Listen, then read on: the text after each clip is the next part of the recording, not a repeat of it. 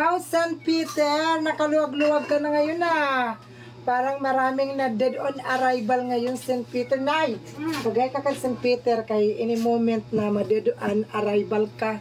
St. Peter, sponsor naman dyan para kay nanay. Kabaong, ano yung gusto mong kabaong? May tempered na o may wifi? Ano? Andyan si St. Peter, hihingi tayo na in case of emergency na mamatay ka na si St. Peter nagsisid ng gift. St. Peter, anong ma-offer mo kay inay? Meron ba dyan pre-travel Cebu to Japan connecting flight via St. Peter?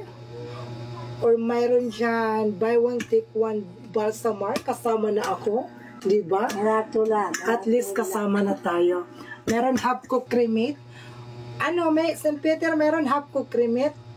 Half body kay sinanay yung kalahati nito alas 12 pamahati kaya half cook lang o half body yung cremation nito ni mother. Diba Ray? Ano masasabi mo kay St. Peter? Thank you sa bulo, sabihin mo. Magpapasalamat ako kay St. Peter. kay St. Peter. Na buhay pa ako. Buhay pa. Wala akong mawala sa mundo. Sama ka. Sana tulungan mo ako. Wow.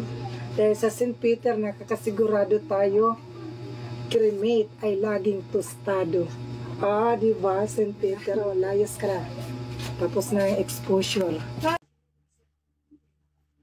Ay, sorry.